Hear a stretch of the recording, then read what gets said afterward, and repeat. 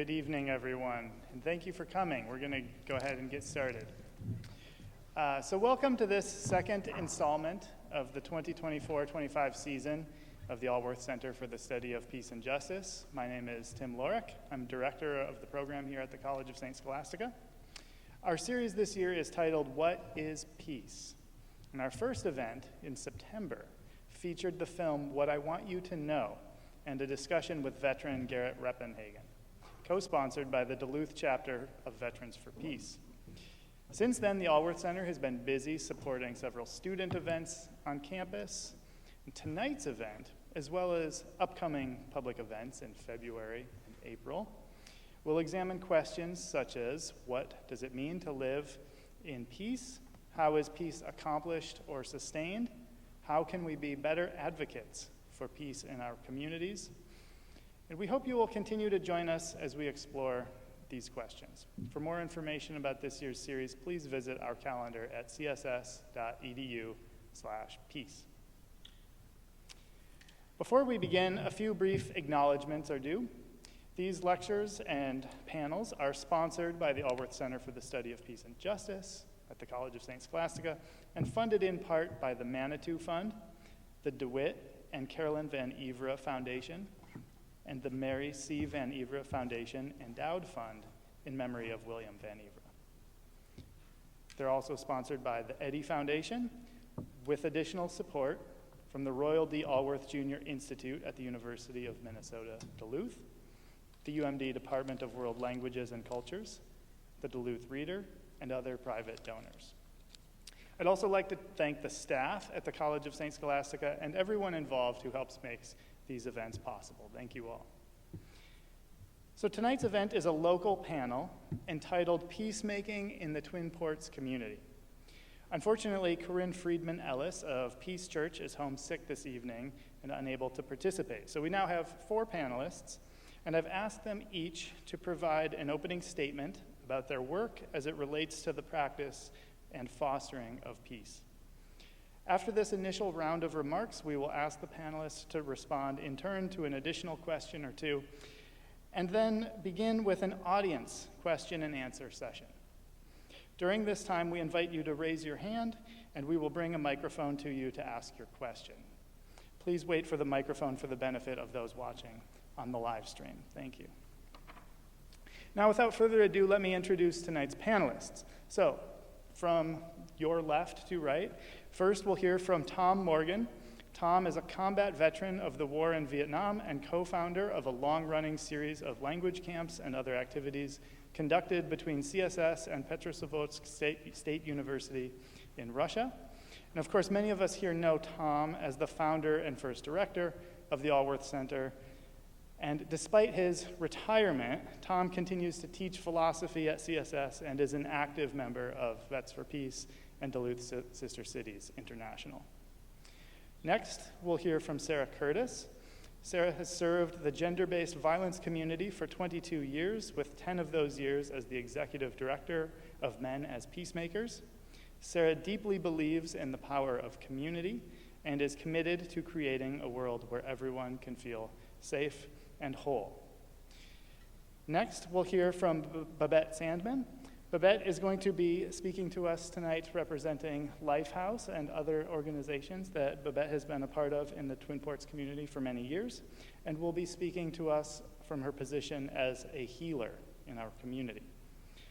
And then last but not least, we will hear from Don Streufert, who was appointed by Governor Walz to serve on the Supervised Release Board in May 2024. This board was created by the 2023 Minnesota Legislature and was convened for the first time in July 2024. Don's involvement in the Supervised Release Board stems from his extensive background as a psychologist emeritus, a chaplain, and an advocate of restorative justice. His experience is deeply personal and professional, driven by his commitment to community service and justice reform. Okay, so I've asked the panelists to speak for approximately 10 minutes, and we will begin now with Dr. Tom Morgan. Well, thank you, Tim. You can hear me, right? I can barely see you because of these lights, but as long as you can hear me. I begin with at least a statement of some modesty. and I'm not a modest person, but to be on this panel is almost embarrassing for me because Duluth is full of peacemakers and full of people who make significant contributions. I dare say that the four of us are just four of many, many. So I'm sure that you all agree. So I'm not trying to present myself as any paragon of virtue or anything, but I'll tell my story, and I think that's all I can do. For me, there are, of course, many, many paths to peace.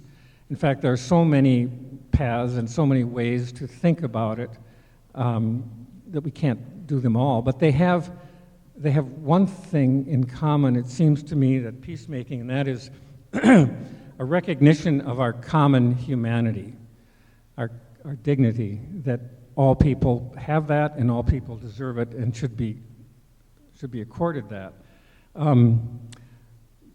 What gets in the way sometimes of that are borders, languages, cultural practices. Those things can be beautiful, but they can also separate us and allow us to think in stereotypical categories about one another and overlook our common humanity. Case in point. A few years ago, my wife and I were invited to a little dinner party, and the guest of honor was an author, a published author who wrote potboilers, spy novels. And back then, the villains in his novels were always Russians. And I think that's perhaps why I was invited to this dinner party. And in the course of the party, he assured me that Russians make such great villains in his novels because Russians don't value human life. They place no value on human life, and he was telling me all about Stalin and World War II and all that stuff. And well, I've been to Russia about 25 times. I don't remember how many times. I know a lot of Russians. That is just nonsense. Russian mothers love their children as much, certainly no less than American mothers. Russian fathers care about their families no less than American families. So that's what I mean about these other categories getting in the way of recognizing our common humanity. For me, the issue, because we have to think about our common humanity, for me the issue is to look beyond the borders of St. Louis County. Because if we're all alike, if we're all made of the same stuff, then we all have to talk to one another and care about one another in a genuine way.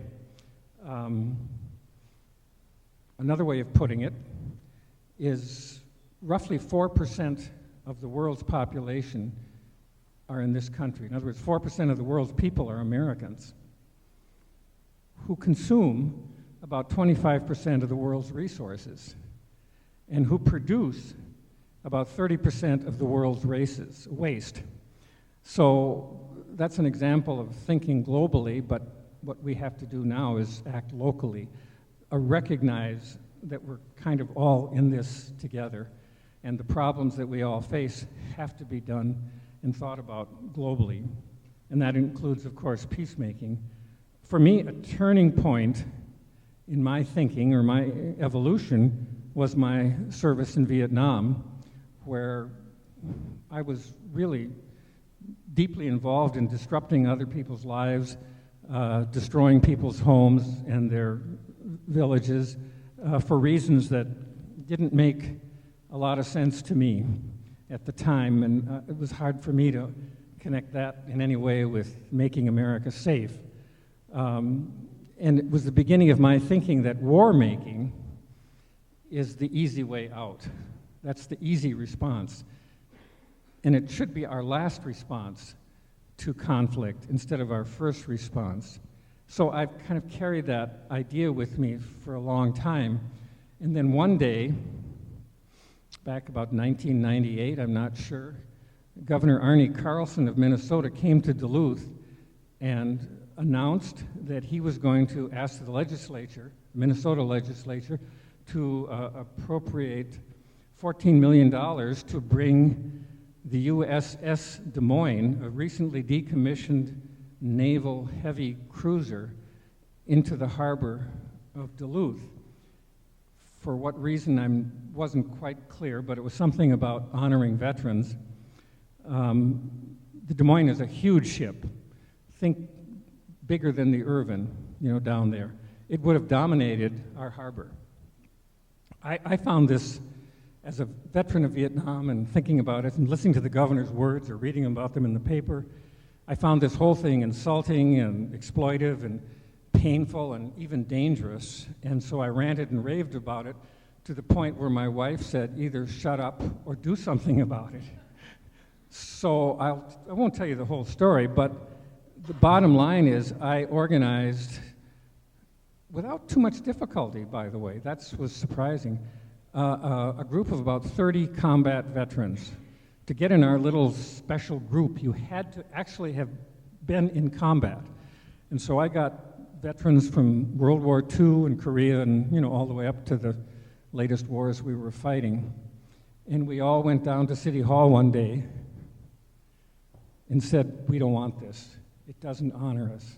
It dishonors us. It exploits us.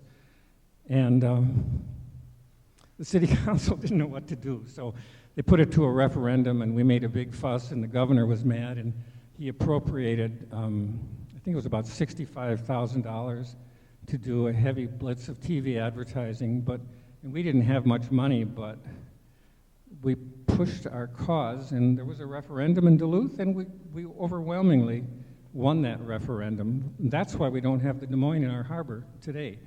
And I don't take personal credit for that. There's a lot of hands involved in this. I'm just talking about it from my point of view because I was asked to, but there were an awful lot of people involved. That experience led me to eventually join Veterans for Peace, which is an organization that has chapters all over the country, and our little chapter is mostly a bunch of old men, who've been in combat. But I think it's an important organization. It's an important organization because we are the ones who actually carried out the decisions of people in positions of political power. And we know something about the reality of war. So I think our voices need to be heard. And we're pretty active. One of my colleagues is right here in the front row, Phil Anderson, and he'll be out in the back with material about Veterans for Peace. And if you want to know more, our most recent project, we brought a film to the Twin Ports. Some of you may have seen it. We showed it here at St. Scholastica, and we showed it at UMD. And we had a variety of meetings because we had one of the principals in the film along with it. The film was called What I Want You to Know. And it featured a series of interviews of soldiers from mostly Iraq and Afghanistan, exclusively Iraq and Afghanistan. And I guess you could call it an anti-war film, but more significantly, to me, it reminded us that if you go to war, if you choose to go to war for whatever reason, then this is the result. This is part of the package. A damaged generation. People with severe physical and psychological disabilities. That's part of the package. If you choose to go to war, you're going to get that. And so it was a little bit about PTSD, but more significantly, the movie was about moral injury, which is not the same as PTSD, and I can talk about that later if you like. I think I had moral injury. I don't think I had really serious PTSD, but I did have moral injury. So that was one of our recent activities in Vets for Peace. We also joined forces with other organizations in town, including another organization that my wife is a part of, and many other people are, Grandmothers for Peace, kind of the same idea. And the League of Women Voters and a whole bunch of other people to try to get our city council to pass a resolution, along with many other city councils all over the country, in support of the UN resolution to ban nuclear weapons. We failed at that one by one vote, but it was a noble effort. So, at least I thought it was. The other organization I'm a part of, and that's Duluth Sister Cities International. And the main inspiration for that organization is, I think, sitting in front of me. Yeah, there he is. Brooks Anderson. And I don't have time to tell you the whole story, but he's one of those people in my life that has had a lot of influence on my thinking, and so I owe a lot to him. He's the real peacemaker, and he's the one who's continues to try to make the point that Duluth can be a peacemaking city. One of the things that Brooks has said that has stayed with me about the Sister Cities organization is that it's something to say yes to. It's not being out in the streets protesting and being against this or being against that. So the Sister Cities organization, the way we know it, is people-to-people contacts. We have 4 really active and strong cities, one in Japan, Ohara, Suma City, one in Sweden, Växjö, one in Iraqi Kurdistan, Rania, and one in Petrozavodsk. And it's non-political. It's intentionally non-political, and it's intentionally grassroots. We are, like Veterans for Peace, we're a citizen-based organization, although we do get some subsidy and support from the city, and I'm grateful for that. Every mayor, since I've been a part of it, has supported this. Every Duluth mayor has, and that's nice to say. But it is something to say yes to. We've done a whole series of people-to-people projects, people talking to people without the filter of the media or political leaders telling us what to think or what to say. I'll just say a couple of things about the Russian one, because that's the one I'm most closely connected with, but we're active in all 4 of these cities. We just finished, one of my colleagues in Sister Cities is here as well. Besides Brooks Anderson is Tom Zellman. He'll be at a table there to tell you more about Sister Cities if you like, but Tom and I are, among other things, are executive producers now. We made 3 films with some Russians, and the last one was premiered at the North Shore Theater. Some of you might have gone to that, and that was pretty exciting. And now we're just starting a new project dealing in Russia, dealing with domestic abuse. And we're leaning on the expertise of the Domestic Abuse Intervention Project and their so-called Duluth model, and looking at ways, and we got a huge grant to do this, looking at ways to apply the techniques that have evolved in Duluth to the Russian situation. This is a long-term project, so stay tuned. We'll be working on this for some time. So that's my basic message. Peacemaking is recognizing our common humanity and seeing across borders. I just want to end with a quotation, and then I promise you I'll quit. A quotation from Martin Luther King, who's also one of my heroes. This was from a sermon he gave early on, or relatively early in the Civil Rights Movement in 1961. I will read it, but try to hear Martin Luther King's eloquence. We come to see that there is within every man the image of God, and no matter how much it is scarred, it is still there. And so when we come to recognize that the evil act of our enemy neighbor is not the whole being of our enemy neighbor, we develop the capacity to love him in spite of his evil deed. The other thing that we must do in order to love the enemy neighbor is this.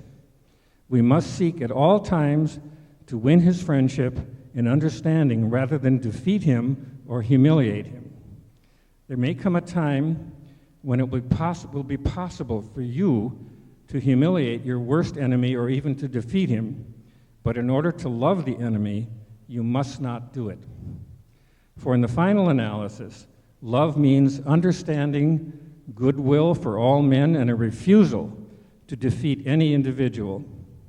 Love makes it possible for you to place your vision and to center your activity on the evil system and not the individual enemy who may be caught up in that system. And so, you set out to defeat segregation, but not the segregationist. I think King put the bar pretty high, but it's something I think we should all aspire to. Thank you very much.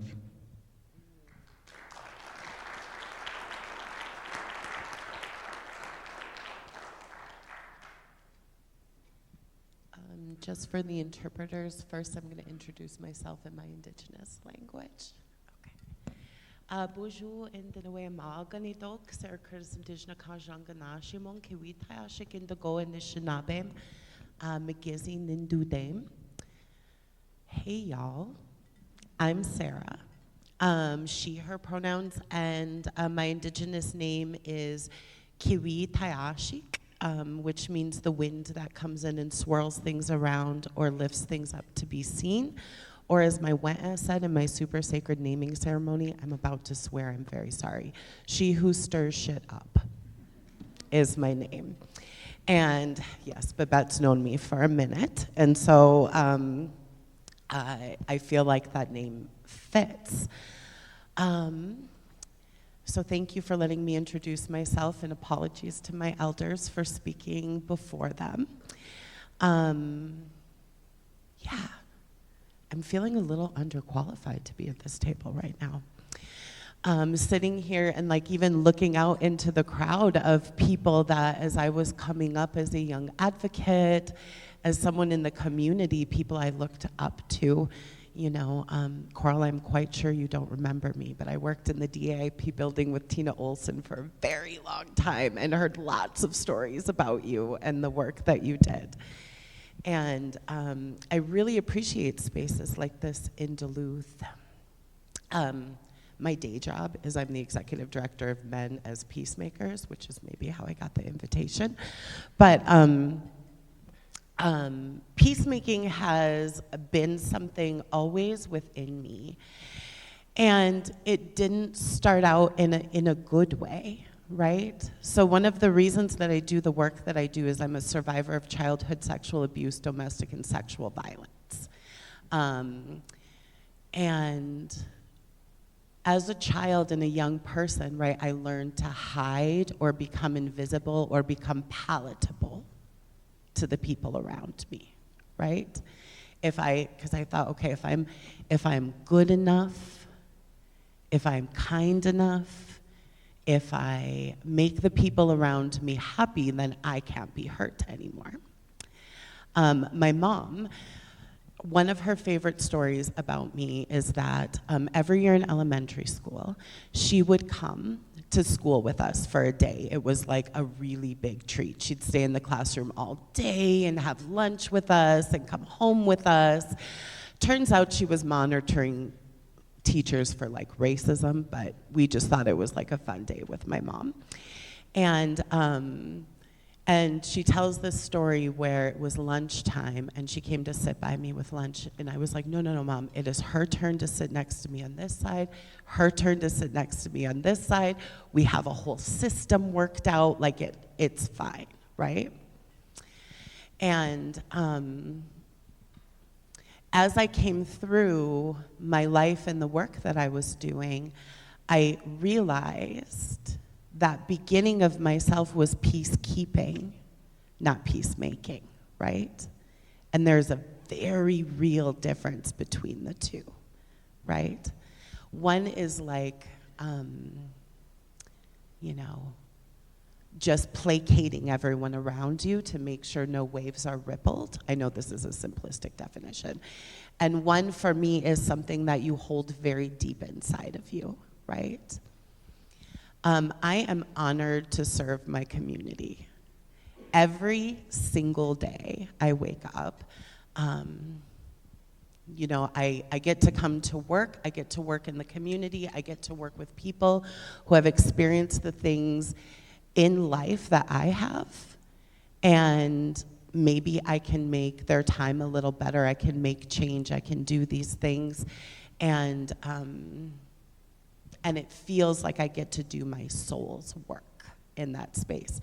And as my brilliant colleague Maddie would say, that's a slay, right? That's a slay. And as I came into the work, right, a lot of us come in as advocates, especially when we're survivor advocates. And man, I was mad. Oh, buddy. I was like, destroy the patriarchy, destroy the systems of oppression, tear it all down, burn it to the ground, right? Like having that space, right? Especially in my early 20s, as a nightmare. Blessings to Tina Olson that had to work with me because I was full of that kind of energy. And I kept saying, I'm gonna fight for peace. I am fighting for peace. I'm fighting for peace. And then I started to work. I'm also thinking about a time, Babette, when you were like, slow your roll, Sarah. I remember a very clear time, but I was like, Babette doesn't get it. Can you believe I said Babette doesn't get it? Oh, cringe, Babette. But having the space of, thinking that I had to sacrifice everything for peace, right? My friends were dying. And then in 2018, I had 2 friends murdered in the same month. One by a racist shop owner in St. Paul, and one by her partner, but we were not able to find her body until May. And these were dear people to me. And I cracked wide open, right? And I remember some of you might know Kim Young, and she is an amazing grandmother for peace. And she called me when I was in North Carolina, and they were doing the search, and I was like, oh, Kim never calls me, Kim never calls me, Kim only texts me, Kim never calls me. And I wouldn't pick up the phone for like 3 hours, and I called her back, and she told me that they had found Tana's body. And I just remember like thinking, what am I even doing with my own life if I cannot keep my people alive? My people, not someone way out there, but the people I hug their children and their mothers. They eat at my table. Like, these are my people. What am I even doing? Is this impossible, right? And this amazing Black healer, their name is Spirit, from New Orleans, happened to be at the same place I was and offered me Reiki. Now, full disclosure, I thought Reiki was woo-woo, but I was desperate, and in my culture, Two-Spirit people are holy people, so I figured I had better listen to what they were offering me. And in that space, my friends came to me during that time. I'd also had another friend a couple months earlier that had committed suicide from the impact of her trauma, right? So 3, bop, bop, bop.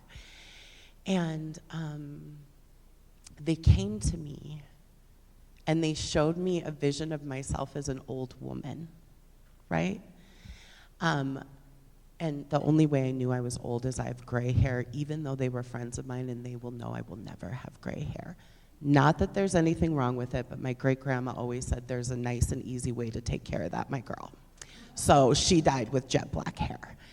And having in that space, and it unlocked a memory for me when I was like 15, around there, when violence was so bad in my life. I thought, if I could only live to be 35, what could I do? And when you're 15, 35 sounds old. And also thought it was an age I could never achieve. And at that same time, I was 35, about to turn 36, right? And I went on this immense healing journey that taught me that my life matters too, right? And that to have peace with the people around me, I have to have peace in myself. Like, I am a full flag waving weirdo, and I love every second of it. I love my fellow weirdos in this space together. But understanding that, looking at the people in our community, right, we're all just a merry little band of weirdos. And if we actually take the time to sit down and listen to each other, talk story with each other, drink coffee with each other, even if it's decaf, depending on the time of night. I've hit that age now where decaf coffee is a thing. It helped me feel that peace that is possible and that I know is actually possible for my community because I see it every single day. Changed my perspective, and now I don't fight for peace. Like I live for peace, I thrive for peace. And there's a mentor of mine, an elder who is Native Hawaiian and Chinese. Her name is Norma Wong. She's brilliant. A Buddhist Roshi, and a political strategist. She's a very unique human being. And she said this one thing to me that has stayed with me and said, if you call your core value your value, and you make a choice to step outside that value, you can't call it your value anymore. And so if I value love, and I value community, and I value connection, and I value belonging, I can't fight fists up. It doesn't mean I pretend the world's all sunshine and unicorns. It's not. Spoiler alert. But the way you sit down and approach people and talk to people and you express humanity with the people around you, that's when you start to see that change. So that's what I'll say for now. Miigwech Bizintawieg.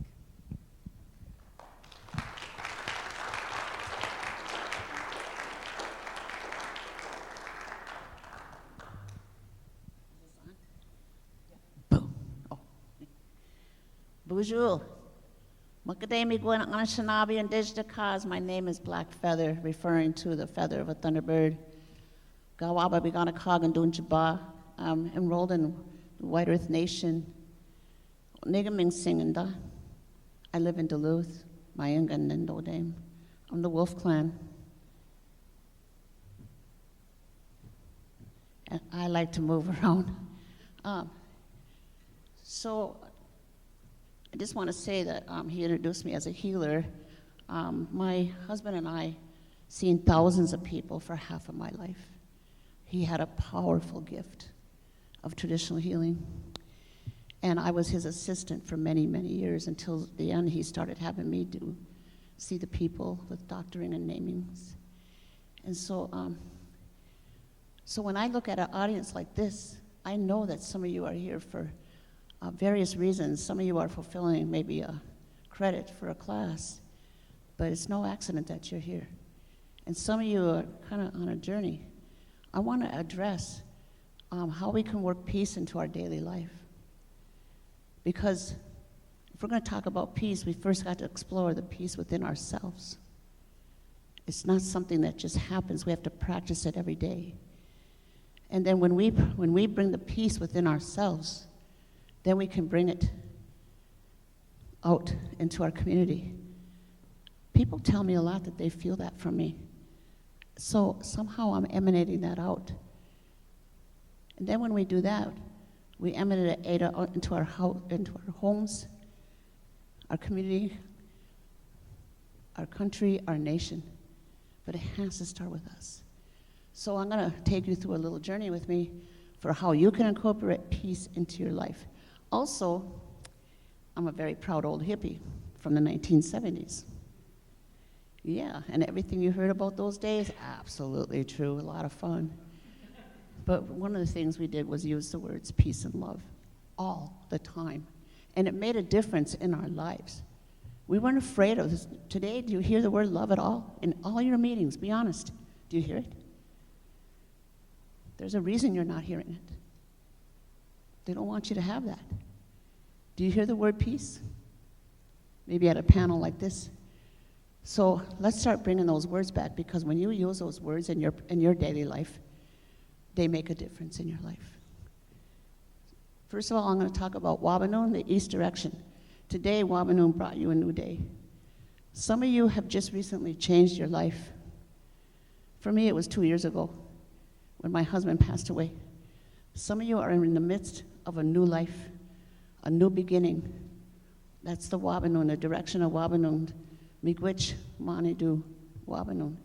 The east direction that says to you, if you don't like what you did yesterday, and you're blessed with another day, you can change it today. You have the chance to learn something different. You have a second chance. So today, you can tell yourself, I'm at peace that I'm at this place of a new beginning, and just stop and reflect on that. I'm at peace with this, even though it doesn't always feel peaceful at first, because it's so new. It's scary. You don't know who you're going to become in it. But for now, I'm at peace with, I've arrived at this place of a new beginning. Jawanoon, the south direction, the direction of the Creator's garden. Everything we need is in the Creator's garden. Some of you are in the midst of some profound healing, and that's not easy.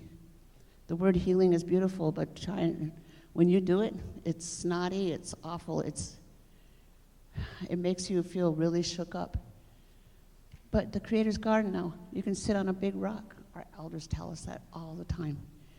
Sit by the water, sit by a tree, and talk to them about everything going on with you. And be at peace that you arrived at this place, that I'm finally at this place of healing. I dare to do it. I dare to heal, like Sarah's talking about. She dared to heal. She dared to keep taking it steps further. Today I'm at peace with the healing I've had to do for the past 2 years. And I hope you who are all healing, that you're at peace with that. This is where I'm at. Ningabianun, the west direction, the direction of cleansing. The thunderbirds, the rain to the earth. We need rain for the earth. We need tears for our body to heal and cleanse. We can cleanse out a lot of the thinking that we had. I love the story you're telling about, how you thought of peace at one time and then thought of it differently later. We can cleanse all belief systems out about ourselves. In the Ningabianun, the west direction. This is the direction that we leave this world in. And so a lot of people go to sweat lodge and they cry with their whole body in a sweat lodge because they're cleansing. So the direction I want to move to next is Giwedanun, the north direction. Now that's the place of pain and sorrow. That's the hard place. That's the hard times. The place of pain and sorrow. But none of our medicine people, none of our spiritual people ever got there by having an easy life. We've all been through really hard times to get to this place. And I'm at peace with that. But this is a hard place. This is where people will come into your life that you think they're bothering you, and they think that they're picking on you, and they don't like you. And things like that. I mean, I'm going to tell you a little story. When I worked at AJC, this kid kept coming into AJC because he couldn't control his fists. And he was in again. I think it was the 17th time. I said, how's it going? He said, good. I said, well, that's a problem. He said, what do you mean that's a problem? Well, what are you going to learn in here if you're doing good? This is the place to learn of how to control your fists. And he said, well, what do I got to do? I said, well, your enemy needs to show up here and get in your face. 2 days later, he said, my enemy is here. I said, oh, good. I hope he gets in your face. See, the people that were coming at him were constantly coming at him. He was African American. He felt that they were doing racial slurs at him, so he would start fighting. But what they were doing was showing him what he needs to heal. If you're going through rejection and abandonment issues, you're going to feel rejected and abandoned, and you're going to wonder why. This is a blessing in a way, because it's showing us what we need to heal. This is the north direction. It's a really hard place to be. But we have to make it through without drugs or alcohol or stop it, because it's not comfortable. because on the other end of that is that's where our gifts are. And then Ishpemia, the sky. My daughter and I, Govinda, we had the rare opportunity to meet the Dalai Lama. And all he talked about was the sky. And he talked about how the sky has black clouds in it and storms, just like we do. We get cloudy, black clouds in our heads, storms. But he said the sky always returns to its natural state. The sky never stays dark and cloudy and stormy all the time. We have the same ability to return ourselves to our natural state. Oma Aki, the earth, our mother, the earth, we can actually lay upon her and she will comfort us and she will balance our energy so that we can deal with the day. So I wanted to tell you too, we have a choice here. You know, after 35 years of being married to my husband, we had great big Thanksgiving dinners. Everybody had a plate. He cooked a turkey, he was so proud. I set the table, I was so proud of it. 2 years later, I was alone in my apartment. I woke up alone. Now, some people would say, didn't you fall apart? I mean, that must have been awful or whatever. I sat in peace with that for him. I just sat there like, I chose it. I sat in peace because I'm still piecing my life back together. Why would I expect it to all be just perfect yet? I'm still piecing it back together. I brought myself peace to myself. And I said, let the magic begin. I had the best weekend, but I didn't know if I was what I was going to do at all. I ended up at a community dinner. I ended up at that Moana movie. I ended up watching two really good friends tell really good stories at Zykus the next night. I mean, let the magic begin in your life. You don't always know what's going to happen. Be at peace with that. I get up every day and let the magic begin. So I just want to tell you in the future now, we might have some chaos coming our way. We don't know.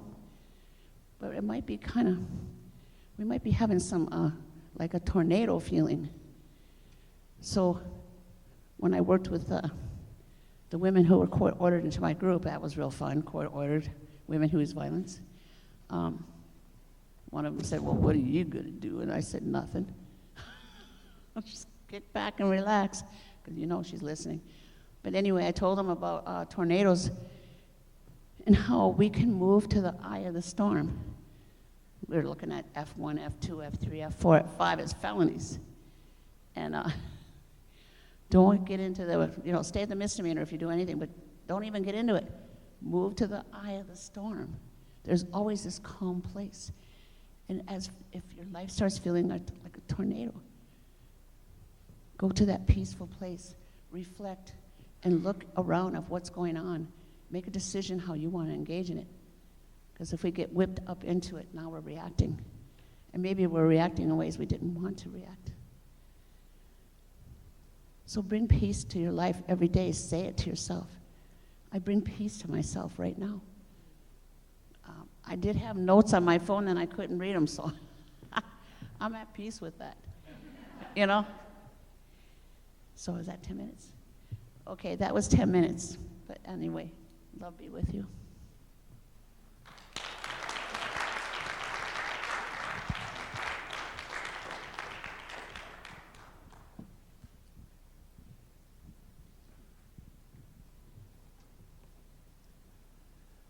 I'm coming at this tonight from maybe a little different position.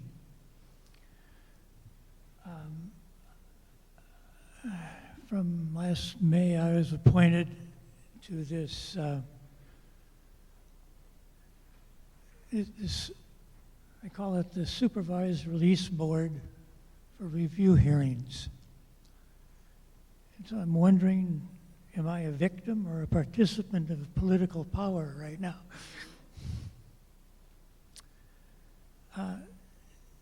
So one purpose I have is to introduce you to the functions of this new board.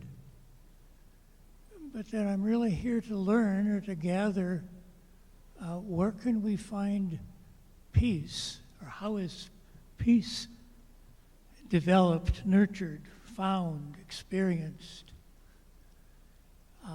when men who have been given a life sentence, no women yet, just men, how do we find peace when they're released and somehow returned to my community? Okay. So first a little bit of just basic information, and then I maybe even ask these people to respond first. How do we make peace out of this, or what are the questions that we need to address? So effective on July 1st, 2024, the Supervised Release Board, referred to as the Board, is given the authority to grant certified adults. We'll talk more about those. Those are juveniles under the age of 18 who have been certified as an adult. Indeterminate life sentence individuals and certain criminal sexual conduct offenses.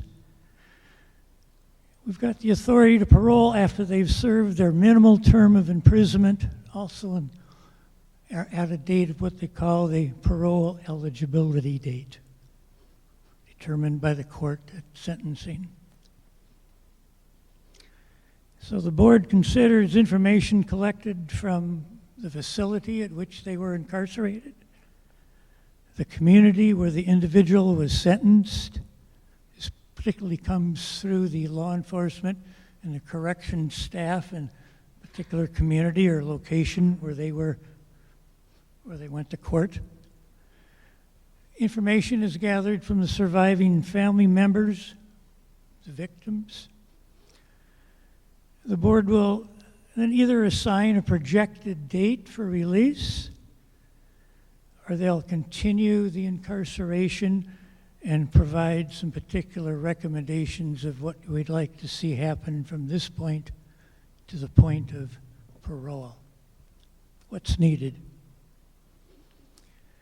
Our hearings and release unit maintains schedules for these reviews. We've had one or two a month since July. We're pretty well booked all the way through 2025 at this point. Maybe the particular thing, which there's 5 members on the board, 2 of us are brought in at the time when there's juveniles certified as adults. I'm one of those 2. So in 2012, this is sort of all new to me, 2012, the United States Supreme Court ruled that imposing a life sentence on a juvenile without the possibility of parole was unconstitutional. 2012. The decision recognizes the differences in brain development between juveniles and adults and has led to the resentencing of juveniles serving life without parole in Minnesota to life with the possibility of parole. So a new Minnesota law passed during the 2023 legislative session, first introduced in 2019, that takes the brain development into consideration, and the new law makes significant changes for juveniles certified as adult. The new law requires that the Sentencing Review Board to review cases, those sentenced, particularly those certified adults who are sentenced to 15 or more years, including those serving life sentence with the possibility of parole, and consider the person possible for release. The law allows, well, I won't get to that, but basically, that's the board I'm on. Some of the words that struck me, Tom's words on victims of political power, and I wonder if that's some case what our prisons look like, or am I part of that now? I guess I am. The language of neighbor. When these people are released, is being a neighbor available? At times I said I'm in a process of saying hello neighbor, particularly to the two men who murdered my daughter.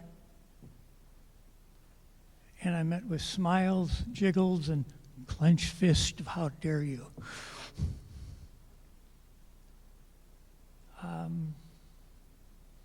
Yeah, I think this board is in the process of moving from peacekeeping, and a lot of work need to be made with peacemaking.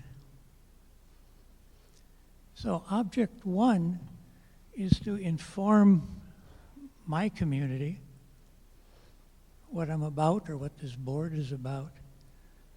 But more important for me is to listen.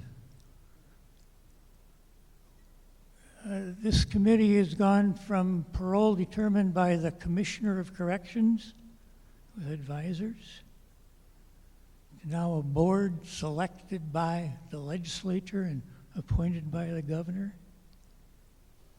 Transparency is important, and also important that I'm realizing now is the extended process of the victim's voice being heard.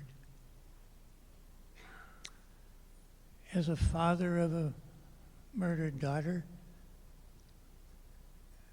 last Tuesday, one man convicted of my daughter's murder is now moving towards parole. Did not participate in that. I don't vote for that, but was able to watch the process and learn on what basis was used to make those decisions.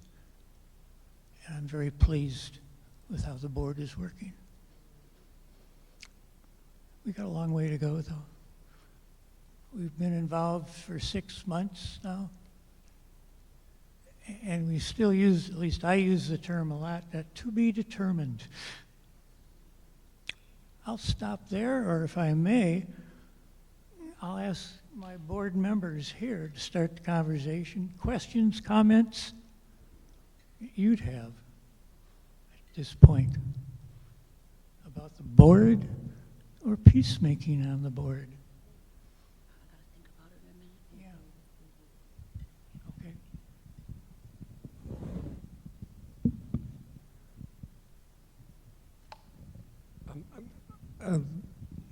I guess a parole, I'm not sure, I'm not a lawyer, but it seems to be a parole is a kind of legal way of extending forgiveness.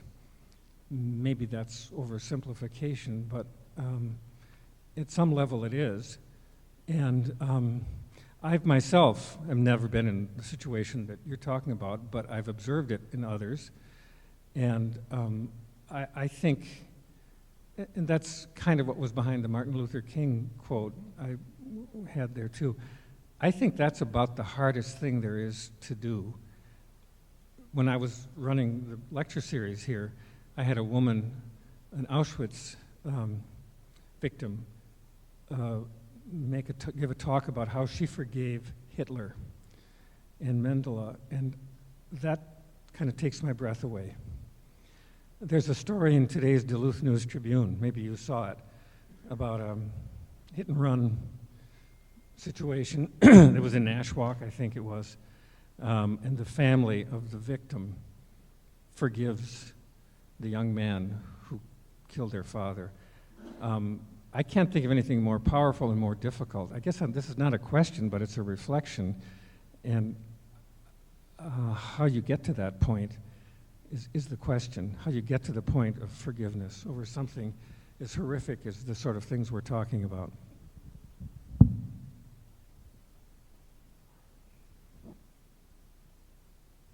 I'm so deeply moved by you, Don. Get a little choked up thinking about, to me, you have been for many years a great example of what a life of peacemaking looks like, right? As a mother, I can't imagine, right? Like I can't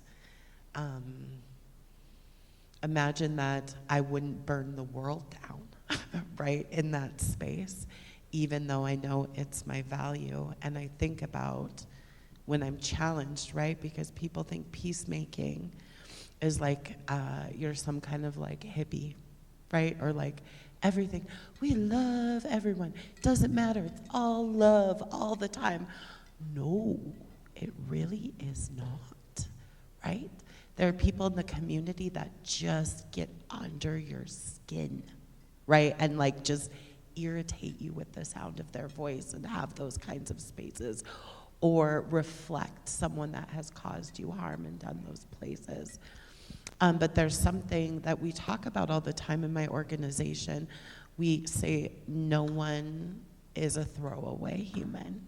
No one, right? And when we say that, that actually has to mean no one.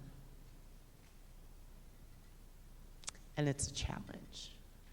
You know, I think even in like the current political climate, right? I can't throw away people that think differently from me. We run a program that serves high-level offenders of domestic violence in our program, people looking at prison time. And they are not the person you put on the fundraising letter at the end of the year. Those are not the stories you tell. No one is excited, right, in that space. It's not heartwarming. But what I have noticed with these men that come through, and to be clear, I thought I would never participate in the program. I thought I'd work with the survivors.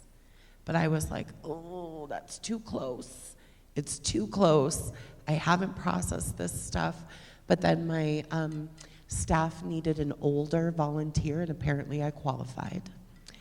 And so I went and joined the circle, and it was changing to me. And this man from my very first circle was, quite frankly, someone I would have dated in my unhealthy time. We were similar in age. He came from the same places I came from. He was toxic. He was violent. He lied every word out of his mouth. And think the old gods and the new ones, that they put me in a circle with Quakers. So then there was some balance in that space. And there was a moment after the circle had been running for a while that this man came into the circle and was visibly, spiritually, emotionally, mentally broken, right? His whole countenance, there was no swagger. There was no nothing. His girlfriend had been in a horrible accident, was in the hospital. His sponsor fell off the wagon. He lost his place to live. He'd been walking town for 48 hours with nowhere to go, hadn't eaten, hadn't drank anything, and was just in this space. And I'm an insulin-dependent diabetic, and that is only important in this story because it means I always have snacks in my desk, around everything. And I found myself going into my desk, grabbing protein bars, a cookie, like beef jerky that I had had in that space, and going into the refrigerator and taking my personal sodas out of the refrigerator and going and serving this man. Now, if you had told me 15 years earlier I would have done that, I probably would have slapped you and or laughed in your face, right? Like, that was nothing I was going to do. This man deserves it. He causes harm. He da-da-da-da-da-da, right? But he is a human, right? Like, he is community. Just because it's not the part of community that is the most beautiful, not because it's the part of the community that you want to engage in, it doesn't mean that he didn't deserve a chance to come back into the circle. He did. And it's based on his actions and the actions of the volunteers and the spirit and the community and everything that we work in. But when I think about the power, because I watched an amazing documentary of a lot of juveniles certified as an adults coming through, and it's tragic to think of a 14-year-old spending the rest of, my son is 14, right? And so thinking of my son, who I tuck in every night with a stuffed animal still, oh, he'll kill me, this is live streamed. But like I still, every single night, right? To think that he could make a mistake, a horrific mistake, that would take him from my community for the rest of his life. How does that serve all of us? And so those are like, I'm deeply moved and very interested and very proud, Don, that you're representing us in that work. Miigwech.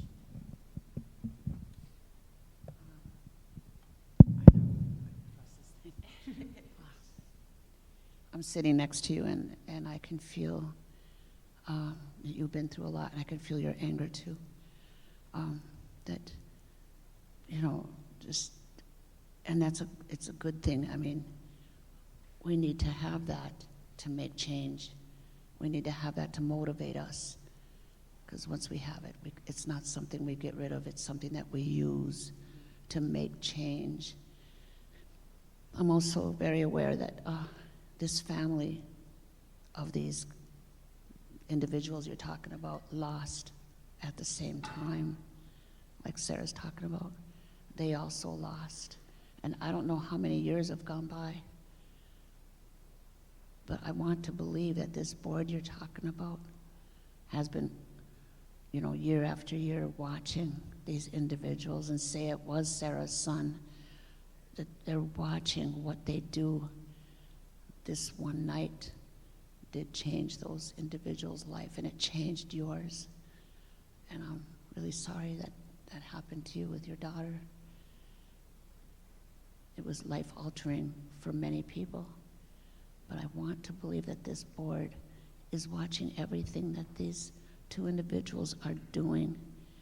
And I want to believe that they're trusting that maybe one of them is ready to come into community. The community then needs to be ready for that, to help you and to help their family, and to embrace all of you on however that works. But you should be listened to. You and your family should be listened to by this board if you agree, you know, if they should get out. And I hope you are being listened to. But if they're thinking of somebody coming out, then they've been, okay, this kid is this person we believe is on the verge of being able to enter community. And there should be meetings with you on how that should look. I don't know how this works. My dad spent a lot of time in prison, but we weren't communicated with. We were kids. We weren't communicated with about him, but he didn't do violent crime. So I know what it's like to be a family member with your dad in prison, your family member in prison. And so there's a lot of healing all over the place. I think we can do it if our community is ready, if our hearts are open to that. But is your heart open to that? I mean, did you get listened to? Did you get valued in what happened to you?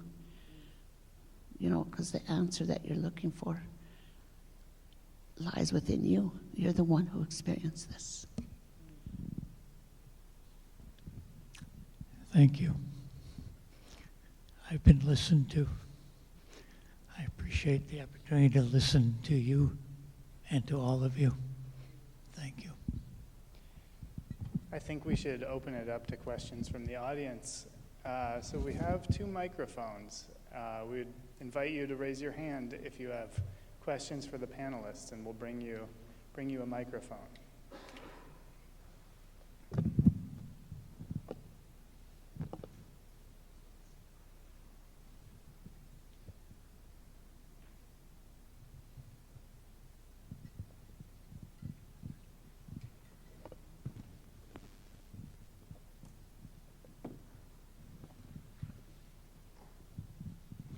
This is a question, I guess, for Sarah. So thank you, everyone, for this panel. I'm curious as far as how to get involved on a local level, like specifically when you talk about circles. Like, I'm familiar with them, and so I know a little bit about them, and I've heard about them for years. But how like, as far as taking steps forward to get involved on a more active level? So Menace Peacemakers, she'll be mad at me. Maddie, right up there in the white sweatshirt, who came, runs our restorative practices program. And so we are always looking for volunteers. We provide training and have those spaces. But there's many wonderful spaces. The UMD's center, there's centers in that space. But what I recommend to people is actually plug in, right? Take it to the step. Know what you commit. Some of our circles last a long time, some are shorter, some are working. But there's no harm in taking the training, coming in and seeing if you vibe with it and fit in that space. But what I really recommend, everyone who does have the ability and the time, is to put your sneakers on and be part of that experience, because we focus specifically on gender-based violence or intimate partner violence.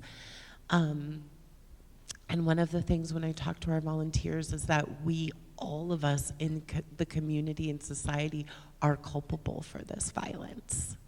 We've created community that supports its existence. And so we also need to be part of the solution in ending it and creating a new horizon where we're all able to live in the fullness of ourselves.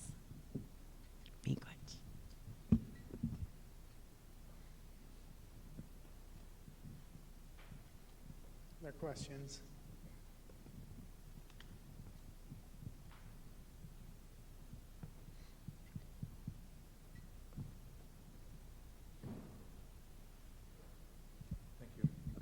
A question perhaps largely for Tom.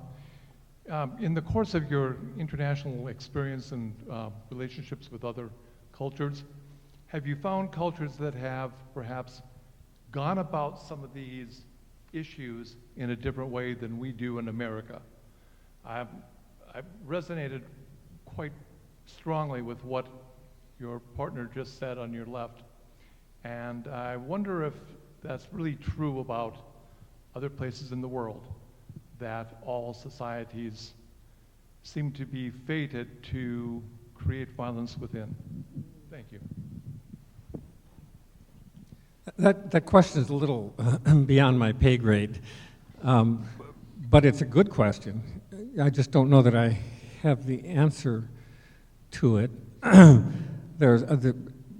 We've traveled, my wife Julie and I have traveled around quite a bit, but that hardly makes us, authoritative. The one place we've gone to quite a bit is Norway. It seems like a pretty peaceful place compared with the United States for a lot of reasons, but I'm sure there's domestic abuse in Norway as well and that kind of thing. It's worse. This isn't answering your question. The only thing I can say authoritatively is that believe it or not, it's worse in Russia as far as domestic abuse is concerned, and that's why we're involved in this latest project. These Russians have come to us because they're desperate for trying to look for solutions. So I guess I'm dodging your question, but maybe others know of other societies that are better equipped to deal with this, but I don't. In terms of restorative justice, I've been very impressed with what's happening in New Zealand, particularly their reformation of juvenile justice, the inclusion of the family in these circles and these conferences. So here again, that whole idea, victims and offenders both have something to contribute, along with dialogue and deliberation with the community. We don't do this alone or separated. We do it when we can come together. And I think New Zealand is one place where I think they're ahead of us, and we've gone there for training in their models.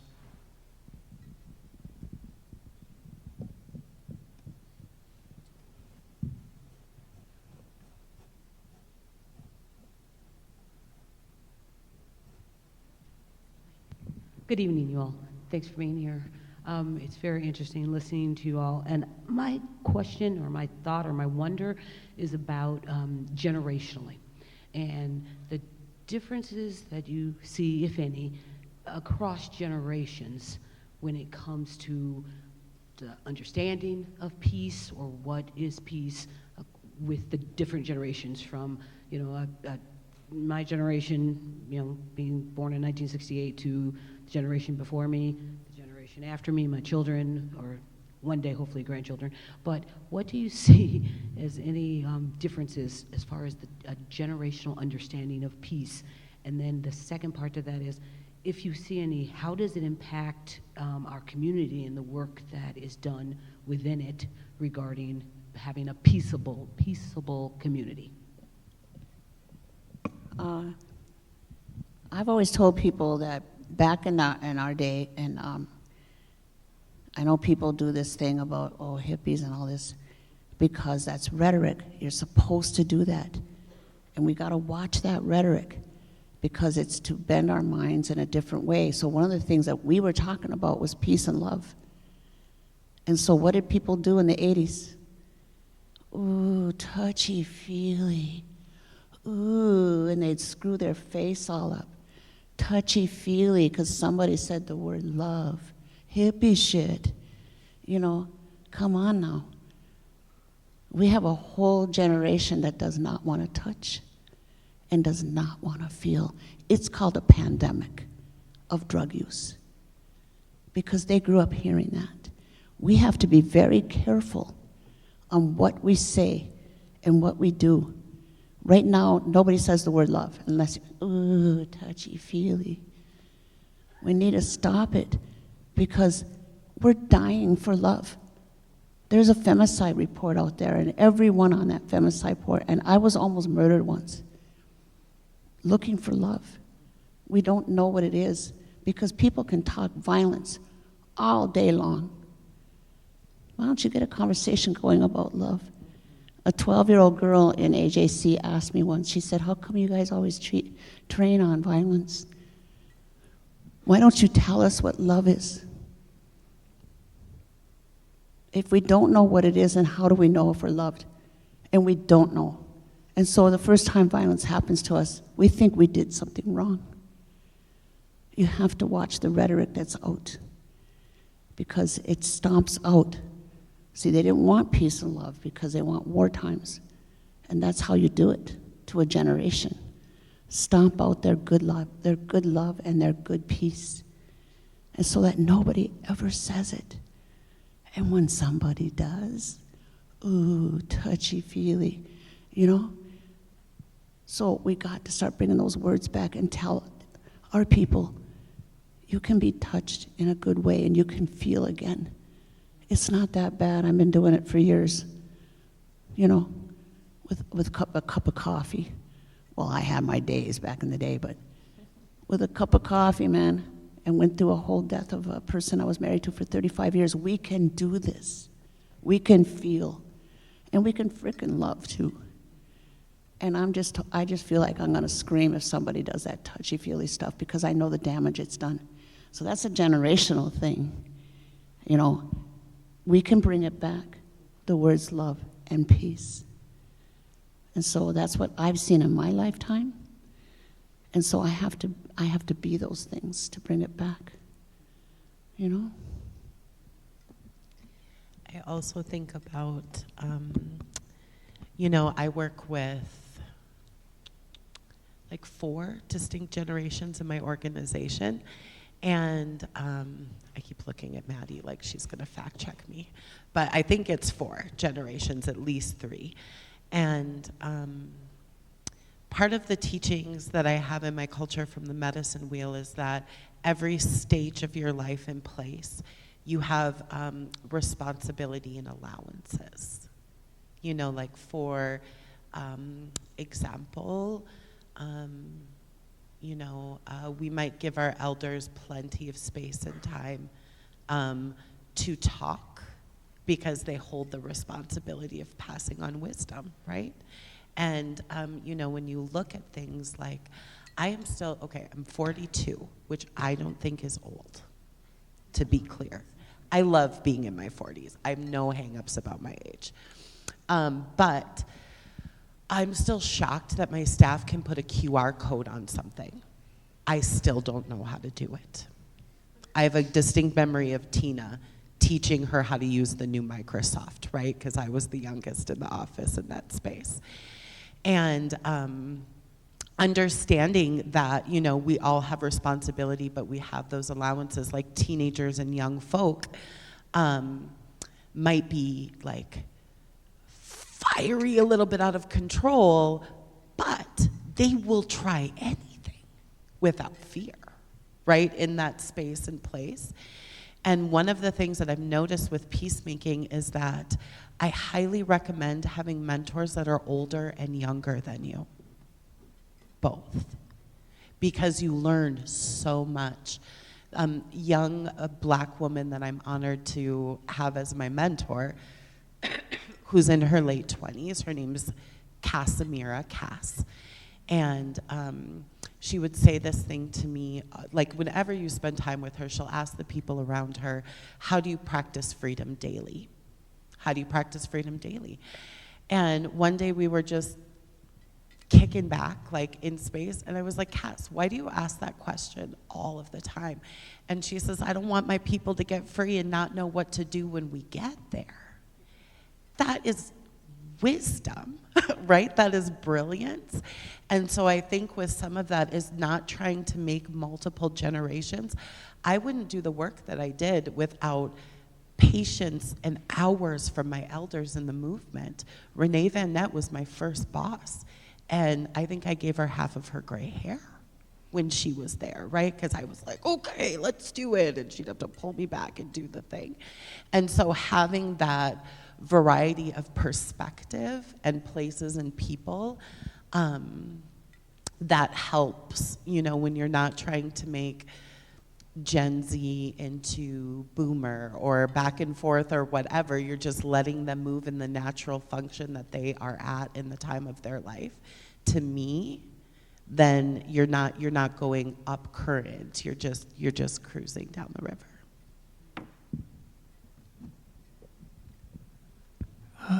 Mostly lately on PBS or the radio, they've been doing a lot with Braver Angels.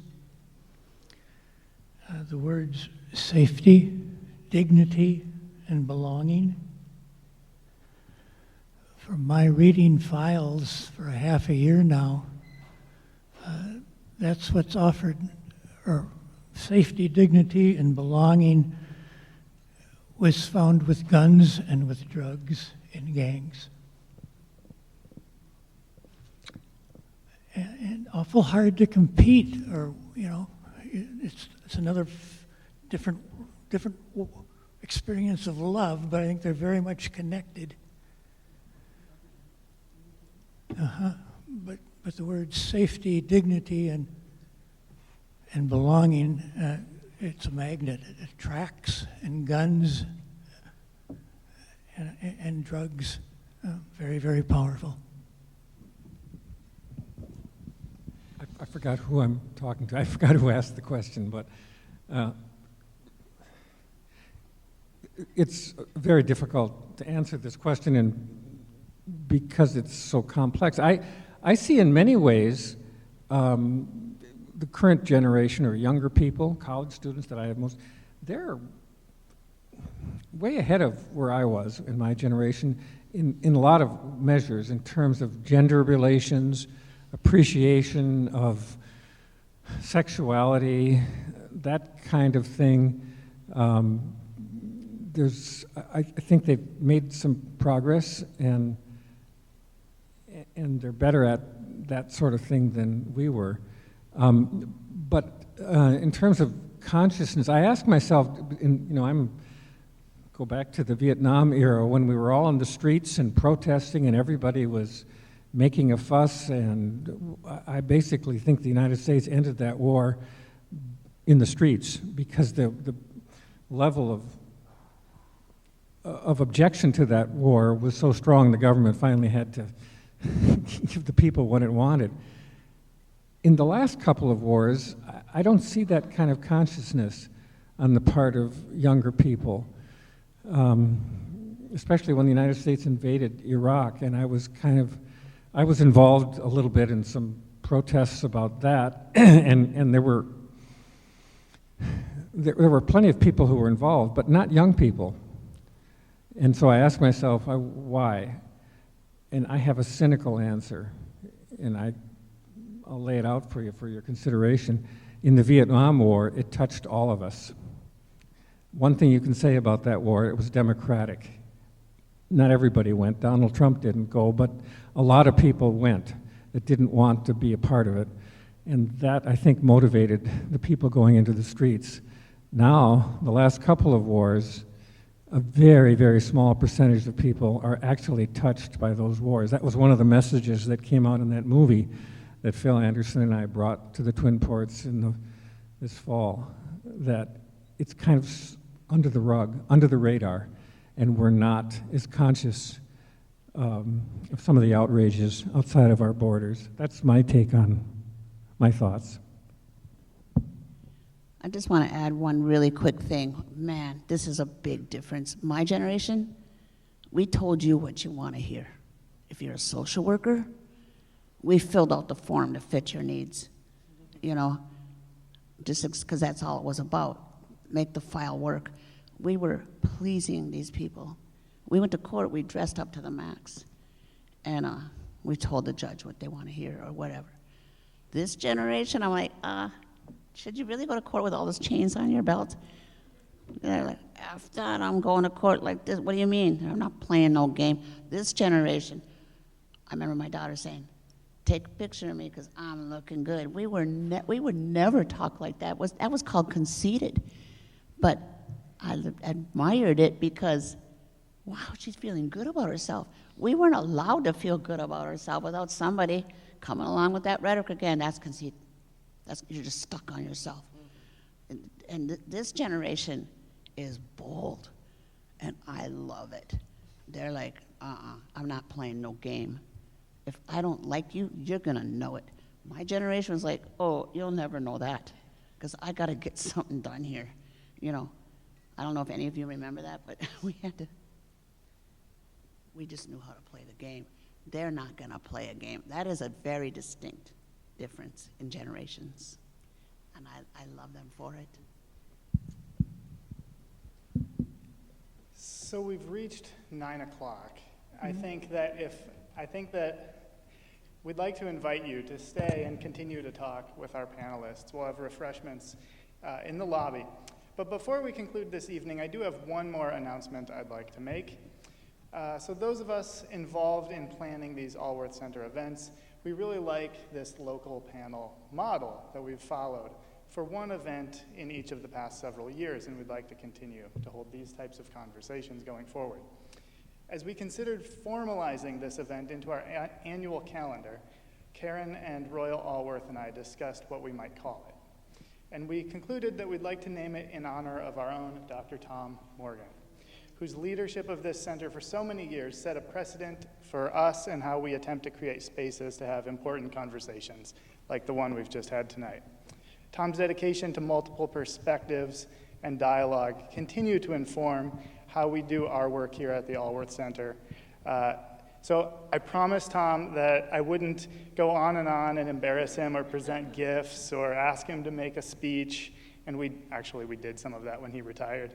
So just let me say, on behalf of the Alworth Center and the Alworth family and the College of St. Scholastica, thank you, Tom, for your leadership and example in your continuing work within our community. Thank you very much.